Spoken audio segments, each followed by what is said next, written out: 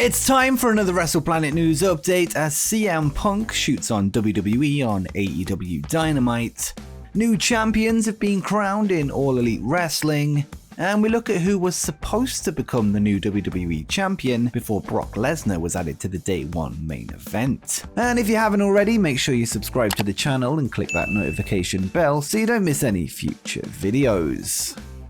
We have some news regarding an absent WWE superstar who is now being cleared to return. WWE.com have confirmed that Universal Champion Roman Reigns is set to return to television tomorrow night on SmackDown, this following a positive virus test last week. The test would keep the Tribal Chief out of the WWE Day 1 main event, where he was scheduled to defend his title against Brock Lesnar before being pulled from the show on January 1st. This past Monday on Raw, Lesnar would warn Reigns that he was heading to SmackDown this week, which means we will now see a confrontation between the two as they head towards their inevitable showdown at WrestleMania in April. The healthy return of Reigns is great news considering fans' worries as of late, with him known to have issues related to his immune system, and his swift return will come as a relief to many.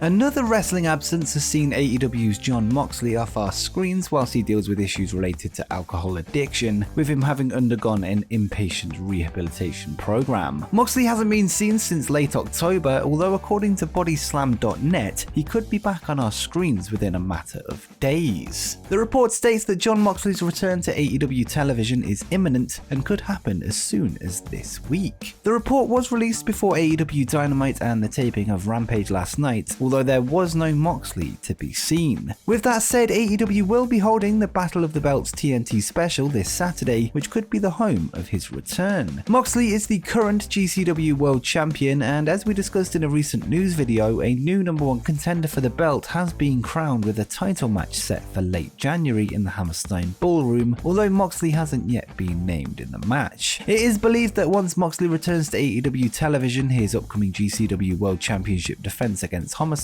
will be made official for the New York show. It's likely AEW want to reserve his official wrestling return for one of their shows before allowing Game Changer Wrestling to make the announcement. WWE releases have been commonplace as of late in both 2020 and 2021, and it's taken the company just 5 days into 2022 to make 11 more cuts. Several employees and wrestlers have been let go, including some very surprising names, so let's run through the list of wrestlers and backstage staff that are no longer with WWE. First up is Road Dogg, who worked with talent on their promos and character development in NXT, as well as playing a role in producing matches on the brand, has been let go. Road Dogg's brother Scott Armstrong is also on the list, who is a former referee and producer. Dave Kapoor, who is perhaps best known for his role as Great Khali's manager as Ranjin Singh, and had worked behind the scenes since 2011 as part of the creative team. Ace Steel, who signed with WWE as a coach in 2019, having previously trained the likes of CM Punk and Colt Cabana, has also been cut. George Carroll and Ryan Katz, who were both members of the NXT creative team, have also been let go. Allison Danger, Danny Burch, Timothy Thatcher and Hideki Suzuki, all who have recently played a role in coaching at the Performance Center, have also been let go. Burch and Thatcher have also recently been active members of the NXT roster, with Suzuki having played a non-wrestling role in the Diamond Mine faction. And last but not least, longtime WWE employee William Regal has also been let go, who played a huge part backstage for NXT as Triple H's right-hand man. As well as this, Regal was the on-screen NXT general manager, a role that he played since 2014 up until last year. The releases were accompanied by a statement from WWE to the media, which read, "With the continued evolution of NXT 2.0, we've decided to part ways with some of the staff based in our Performance Center. We thank them for their many contributions throughout the years and wish them the best." There are several names on the list that will surprise many, with William Regal perhaps being the most shocking due to his long-time association with the company backstage and on screen, as well as him being considered one of the brightest minds in the business. According to Fightful, it's been stated by talent and staff familiar with the Performance Center and NXT that today's releases were done directly to remove numerous Triple H hires from the company, with the releases being part of a huge overhaul as the final nail in the coffin to the Triple H era of the former Black and Gold brand.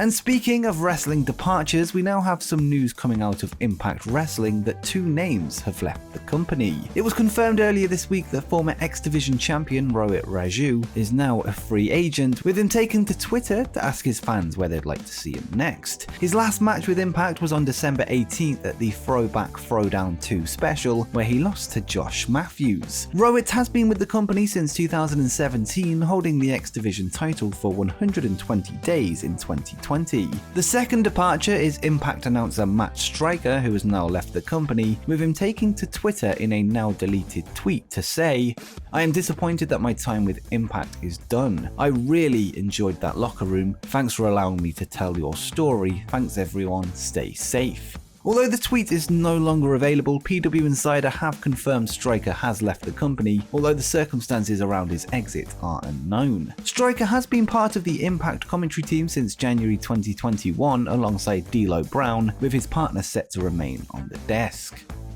Now let's go to last night's TBS debut of AEW Dynamite, where there were 3 titles on the line. To open the show, Hangman Page would defend his AEW World Championship against Bryan Danielson in a rematch from their recent time limit draw at Winter is Coming. The match kicked off 2022 and AEW's TBS run with a bang, with this being the first wrestling match on the network since WCW Thunder on March 21st, 2001, which was main evented by Dustin Rhodes versus Jeff Jarrett and Scott Steiner in a handicap match. Although there were 3 judges in place for the last night's AEW title bout, those being Paul White, Mark Henry and Jerry Lynn, and not Max Caster, in the end they weren't needed. Page would manage to keep his belt within the time limit after a devastating buckshot lariat, putting the challenger away with a pinfall. This marks Hangman's second defense of his title and his first win doing so. Not only this, but it's a huge win kayfabe-wise, with him defeating a huge name in wrestling, elevating him to another level as the AEW World Champion. It'll be interesting to see who's next in line for the AEW champ, with the roster stacked full of big name potential challengers going into Battle of the Belts this upcoming Saturday, as well as the next pay-per-view AEW Revolution in March.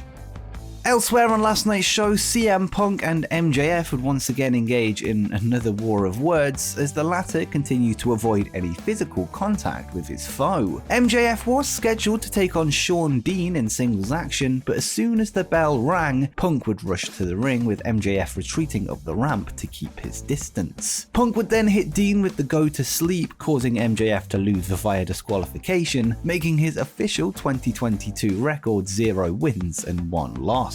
Punk would then vow that he will keep doing the same thing again and again until MJF stepped in the ring with him to fight. The two would then go back and forth on the mic, with MJF once again threatening to jump to WWE, stating that Punk was never good enough to main event WrestleMania, which was one of Punk's frustrations with his time in WWE, and MJF would say, "You ain't the guy you used to be, Punk. You're not the savior that these people have been waiting for. And by the way, you have such a problem with me comparing myself to Roddy Piper, so I just have a question for you, PG Punk. Do you think you're Roddy Piper? Because unlike you, he was talented enough to main event a WrestleMania. And if I'm not shown the proper respect around here, maybe I'll main event a Mania too."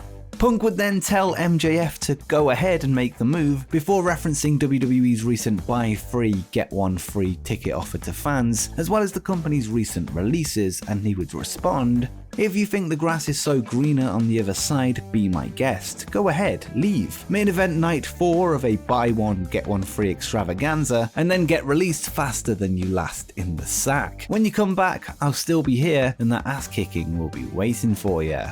The segment would conclude with MJF stating that Punk will be stepping into the ring next week on Dynamite, but not with himself, but with his heavy Wardlow. As well as the AEW World Championship match that we discussed earlier, last night's AEW Dynamite would also see 2 more title matches, with both the TBS and Tag Team Championships on the line. First, we saw the first ever AEW TBS champion crowned, when Jade Cargill would defeat Ruby Soho, with the undefeated Cargill coming out on top, making history on the first TBS Dynamite. Mercedes Martinez and Mark Sterling would attempt to aid Cargill throughout the match, although the finish saw her score a clean pinfall after hitting in her finisher. Although Ruby would come up short, she would be involved in a backstage confrontation with AEW Women's World Champion Britt Baker, an indication that their feud could be reignited. The main event of the show would see the Lucha Brothers defend their AEW tag team titles against Jungle Boy and Luchasaurus, a match that saw yet another title change. Jungle Boy would manage to just about score a pinfall on Penta El-Zero-M after a reversal, with the Jurassic Express winning their first ever belts in All Elite Wrestling. Both men have been with AEW since the company's first show and are the 6th tag team champions in history. This ends the Lucha Brothers' 123-day reign, which started last September at All Out, with them now holding the 3rd longest reign in the title's lineage. It should be noted that former champion Rey Fenix would suffer from a gruesome injury during a spot that saw Luchasaurus chokeslam through a table, which led to Fenix pointing at his arm to get the attention of medical staff. In an update from PW Insider, they've reported that he was taken to hospital and likely suffered a dislocated elbow.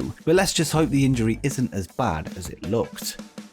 And finally, let's go to who was supposed to win the WWE Championship at day one before plans were changed. As we know, Brock Lesnar was originally scheduled to wrestle Roman Reigns for the WWE Universal Championship in the main event of the show. Reigns was then pulled due to testing positive for the virus, before Lesnar was then added to the WWE Championship match, ultimately pinning Big E to win the belt. According to Dave Meltzer via Sports Illustrated, the original plan for the show was for Big E to lose the championship, not to Brock Lesnar, but to Seth Rollins. With that said though, there was a graphic leaked from the WWE on Fox Twitter account that showed an image of Brock as winning the match, although the caption stated that Big E had retained, and it seems that the graphic designer changed the image to Brock but forgot to alter the text. It may be the case that the graphic artist didn't have prior knowledge of the result and simply had filler text in place, which they then forgot to change. Either way, according to Meltzer, it seems that Reigns' positive test may have caused Seth Rollins to miss out on becoming a 3-time WWE champion heading into WrestleMania. Instead, new champion Brock Lesnar will defend his title against Bobby Lashley at the Royal Rumble event on January 29th, appearing on both Raw and SmackDown going forward, almost certainly leading to a title versus title match with Universal Champion Roman Reigns at WrestleMania. And before you go, make sure you check out my video where I discuss 12 of the most obscure WWE appearances by AEW wrestlers.